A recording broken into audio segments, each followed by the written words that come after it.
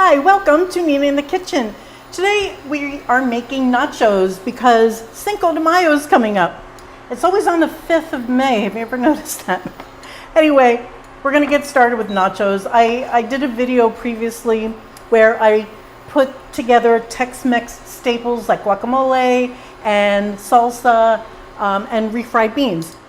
In this pan I have just a little drizzle of a light olive oil, a cooking quality olive oil. It doesn't have to be your best stuff.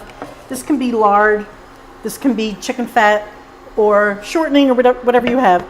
And this is 1/2 of a small onion that I've sliced, and that's just going in. This is on a medium heat. I'm just going to soften this, that's all.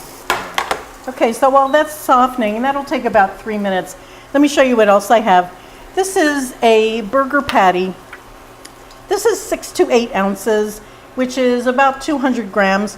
I have 2 cloves of medium-sized garlic cloves that I've minced.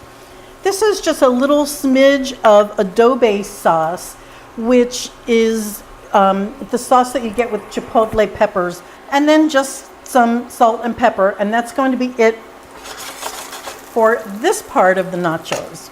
This is going to be a sort of an ultimate nacho, if you will. It'll be cheesy and beefy and really yummy. It's starting to brown and soften. So the next step is we'll add the garlic.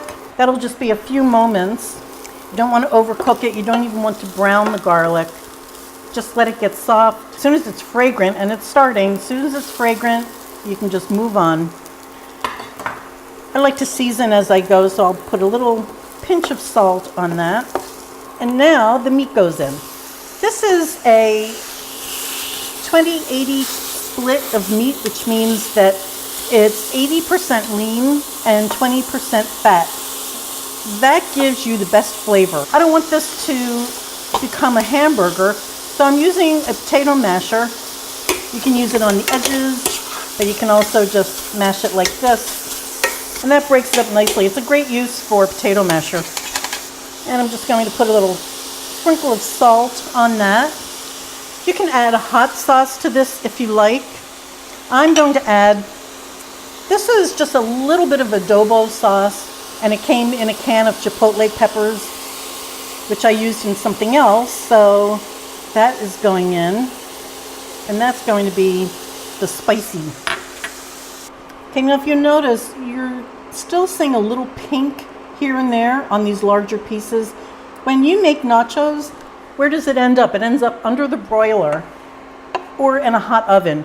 You can run your oven at about 425, which is 210, I believe, Celsius, but a hot oven anyway. Or you put it under your broiler. If you put meat that's already completely cooked under your broiler, it's going to just overcook and not be very good. So this should remain juicy and moist and delicious. And it's time to put the nachos together. We have these chips. Use whatever chips you enjoy. These are the ones that I like, and I have a video on that. Next up, I'm just putting in a little bit of this beef that we just sauteed. Oh, it smells so good. And for color, and I think I like this texture. This is, you can use pimento, you can use jarred pimento, but this is a red bell pepper. Actually, it's a red Anaheim. I have just a little black olive and cheese. And that's one layer. I don't want to put anything wet going into the oven because by the time it comes out, these chips will be really too soggy. So now you build your next layer, and you just keep doing this until you run out of ingredients or you've had enough. This is going under the broiler for 4 to 5 minutes. You want to keep your eye on it. As soon as the cheese starts to bubble and go golden brown, you pull it out. This will be done and so delicious. So I'll see you then. These just came out. They're so beautiful. Golden brown, cheesy, beefy. And I'd like to show you some things that I think go really well with it. One is the refried beans, because everyone will take a little portion of this and put it on an individual plate. So you can serve refried beans with this. I have some extra black olives, some green onion or scallions, you may know them as that, some lovely guacamole, and some fresh salsa. All of these things on this is so delicious, and of course, you have to go with sour cream. You can dollop sour cream, but I like to kind of just drizzle it like that.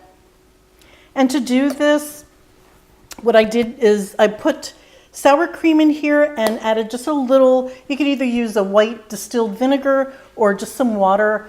Put it in a bottle like this, and there you have it. That's it. So very easy, great party food, and happy Cinco de Mayo, everyone.